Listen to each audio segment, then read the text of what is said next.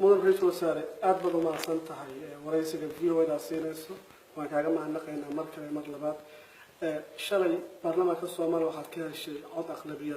أنت فدي لما تكون عضك ومديني ما حيك هذا ما حدا أنت waxaan dareemay inuu ahaa cod taariikhi ah taageerada ay siiyaan baarlamaanka Soomaaliyeed iyo shacabka Soomaaliyeed oo dhan waa mid si dardar gelinaysa inaan mas'uuliyadda aan u hayo shacabka Soomaaliyeed ilaahayna aan ka baryayo inuu ila galab gali doono aan u guto sida iigu hufan oo aan u gudan karo hadii ilaahay yiraahdo adigay madaxweynaha gobol shacabka ee baarlamaanku taageeradeen hayaan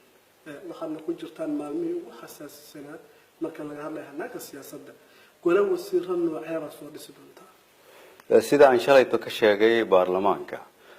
waxa aan ku jirnaa oo aan bilownay wada tashi oo aan la yeelanay qaybaha kala duwan oo bulshada golaha wasiirada aan rabnay inaan soo dhisno waa golaha wasiiro oo ka turjumi doona sida madaxweynuhu uu sheegay rabitaanka shacabka Soomaaliyeed waxa kale oo ay ka turjumi doonaan rabitaanka baarlamaanka iyo baahida dalku u qabo dawlad ka sii anbaqada dalku meesha uu taagan yahay xukuumadii ugu dambeeyay ra'iisul wasaare golaha wasiirada waxa mug weyn ku lahaa xildhibaanada baarlamaanka iyagaasana marka dib meelaha qaar mooshinna geynay golaha wasiirada soo dhisi doonto saameynta ay ku yeelan doonaan baarlamaanka golaha wasiiradan soo dhisi doona waxa loo eegi doonaa baahida dawladeed ee uu dalku qabo iyo sida aan markii horeba ku sheegay rabitaanka shacabka dawladda iyo shacabka Soomaaliyeed isku xiritaan ayaa ka muuqda rabitaan xoogan ayaa ka muuqda shacabka Soomaaliyeed dawladeeduna xukuumaddan soo dhisi doonana insha Allah waxay ka shaqeyn doontaa sida isku xirka shacabka iyo xukuumaddu uu soo xoogaysan lahaa baarlamaanka Soomaaliyeed waxa ka muuqatay rabitaan xoogan oo ay u qabaan dawlad waxayna aad u soo dhaweeyeen ra'iisul wasaaraha iyo madaxweynaha waxaana ka rajeynayaa wada shaqeynteena inay ka sii wanaagsanaan doonto meesha ay hadda joogto marka yididiilada aan ka qabno dawladnimadu aad bay u fiican tahay waxa dhiman tilaabo saddexaad oo ah golaha wasiirada dabcan inta iska weysanaad og tahay saameynta leedahay si kala hadaan u dhigo xildhibaanadu inteeba ku yeelan doonaan golaha wasiirada wax qorsheyn jira wali waxaan ku jirnaa sidaan ku sheegay wada tashigaas aan ku jirnana waxa uu ka turjumi doonaa sida loo heli lahaa dawlad u adeegi karta shacabka Soomaaliyeed waxa kale oo aan rabaa inaan ku sheego dalkani waa dal u baahan in la samata bixiyo oo dadka Soomaaliyeed abaaraha ku habsaday laga samata bixiyo waana wadan xoolaha iyo dhaqaalaha uu haysto aad u xadidan yahay xilna cid walba lama siin karo laakiin waxaan ku dadaalaynaa hadii ilaahay yiraahdo inaan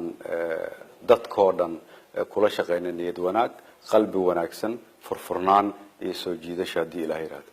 ra'iisul wasaare amni xumadu waxay gaartay meel walba Soomaaliya kamid ah gaar ahaan Muqdisho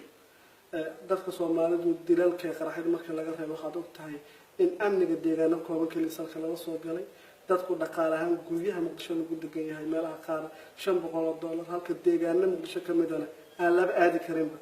maxaa amniga kaga degsan waan la xanuunsanayaa shacabka Soomaaliyeed amni xumada wadanka ka jirta sida aan shalay baarlamaanka hortiisa ka qartana waxay noqon doontaa muhiimadahayga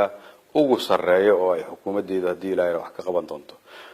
dadka Soomaaliyeed oo dhan waxaan u sheegayaa amniga waxa lagu sugi karaa dawladda iyo shacabku inay wada shaqeeyaan ciidamada qalabka sida aan shalay sheegay oo naftood hurayaasha ah oo wadankan difaacay oo la garanayo karaamadooda aan inta badan haysan taageerada ay u baahan yihiin dawladdu waxay ka shaqeyn doontaa inay siiso xuquuqdooda ciidanka loo baahan yahay dhisto insha Allahna dalkan uu isku filnaado waxa ku soo haray dhalinyarada la maran habaabiyay shabaabka ah oo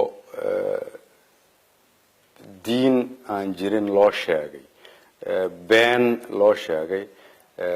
iyagana waxaan leenahay ilaahay idin soo hadeeyo khalad baad ku socotaan dad muslimiina inaad laysaan janno ku geli maysaan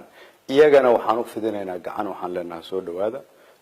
cid ka soo baxda qolada nabadiidkaana waxaan ka shaqayn doonaa insha Allah inaan soo dhaweyno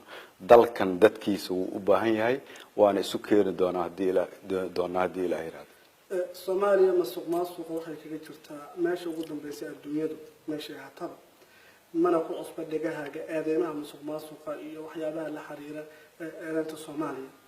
koow laba maxaa kaaga ah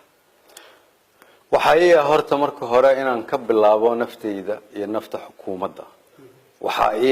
in ay musuqmaasuqu uu ahaado shaqooyinka ugu waaweyn oo dalka ka qaban doono hadii Ilaahay yiraahdo waxa xukuumaddeeda inay aqbasho in lala xisaabtamo wasiir walba oo ku jira